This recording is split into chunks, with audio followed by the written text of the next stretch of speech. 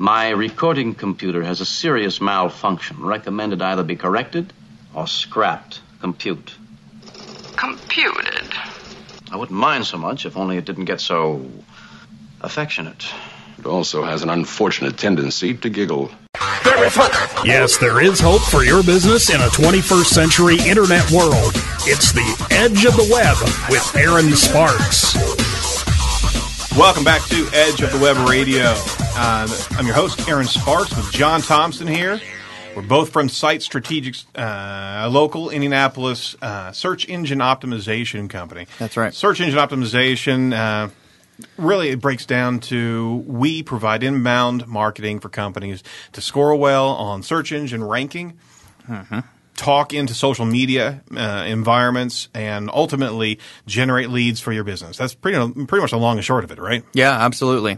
Now, that's there's a lot of things inside that, but we don't get mired in gay speak on this show. No, not usually. But I'll tell you what we're doing today is something neat. We're actually talking about a case study of different SEO agencies, search engine optimization, SEO, that have been polled by an organization called SEO MOZ, which is kind of a guild of sorts of SEO professionals that we hold up on high regard. They give us a lot of tools. They have a lot of conventions that we can go to and be able to talk shop, basically, and that's really what the entire company does. And they performed an undercover investigation under the guise of an organization called, what is that?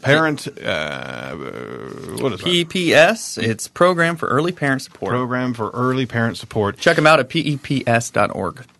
And this study was done they actually posed as an employee of PEPS, and they inquired to a number of different search engine optimization optimization firms in about 10 different geographies across the country. And then 11 was different. It was not listed. Right. They got 86 agencies were asked. 28 responded, and I think we might be ready. Yeah, absolutely. There was a few questions asked, and what we're going to go through is really the results of that, of what they've actually, how they responded. So question number one, the first question was, do you see any quick areas for improvement of their site that they're talking about? Are we doing anything really wrong or dangerous, right? And over half of the respondents stated that they didn't see anything wrong or dangerous right off the bat, and with a high percentage of those respondents requesting more information before they could give a complete answer. 56%. Yep, 56%. Yep. A whopping 11% decided that they needed more in-depth view before giving any answer at all. Which is, you can certainly, we've got tools to be able to objectively look at a domain and see any issues that are going on, right? Yeah, and I'm waiting on your insight because I know I've got some insight that I think on this. On this particular question? Yeah, I think what you're seeing here sometimes it's probably a good thing. I think there's a lot of conservative SEO companies out there that I'd like to believe that are white hat ethical SEO companies that they want to know every room in the house before they give a complete analysis of what's wrong. Right. So, or say that you're not doing anything wrong. Oh, you don't want to shoot off the cuff, but at the same time, I think part of this entire process is if a company calls in, we are kind of obligated to do a little bit of a look at their site and do some, a 50,000-foot flyby of, okay, we got a problem over here. Not going too deep and not giving away an incredible amount of free advice, but at the same time, we can certainly use our tools that we use to get a snapshot of the value that Google puts on it, right? And you can always do that. Always give us a call at 877-SEO for web or 877-736-4932. Boy, that was completely a gratuitous plug right there. Absolutely. All right, going into it, some of the questions, the answers to that question was, you should really put social media channels on your homepage, right? Or you should make your content shareable, including a like or a tweet button. You have 13 pages, but they return a 404, meaning a page cannot be found error. So they're doing some quick spidering of the website.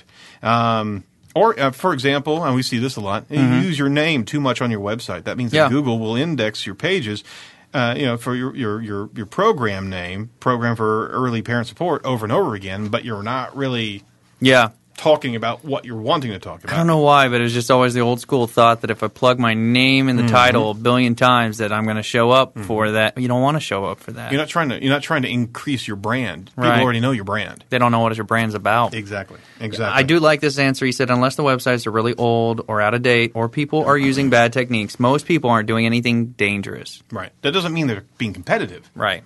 That means that they're not doing anything that will penalize them, right? Right.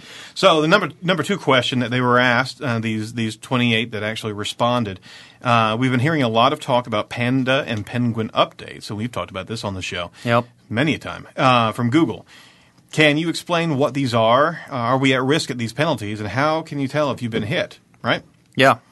88%, am I seeing that right? 89%. But 89% of respondents gave the answer that they actually were looking for in regards to Panda and Penguin updates. They didn't see anything shocking or fully incorrect answers out of the remaining 11, but they were a bit broader than they actually preferred.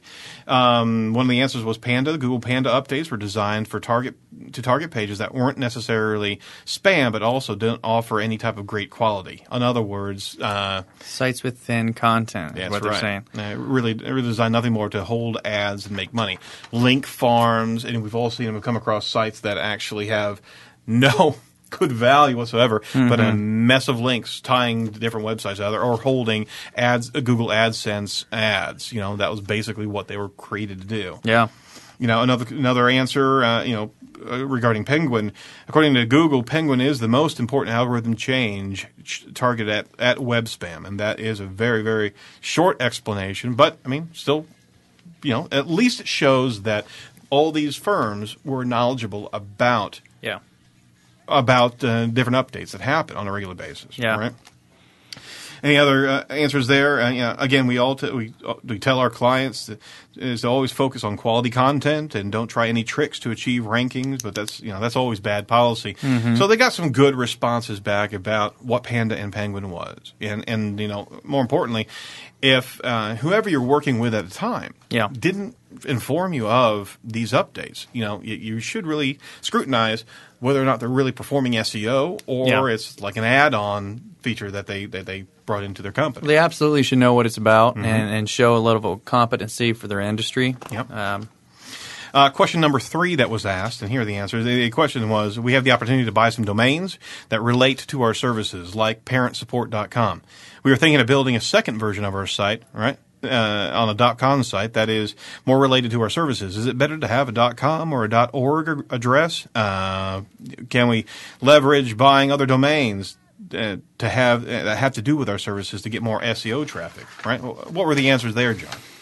Well, I started off saying that all 4 of the above categories are correct because they're saying that some answered the .com is always better in the USA, focus on a single domain, or the .org is better for non-for-profits, .com is better for e-commerce, UX, and marketing matters, not the domain, and TDL does not affect SEO value. Similar links help PA and DA. So bottom line, the 67% you just super geeked out. I did. I'm sorry. 67% said that they does not affect SEO value. Right.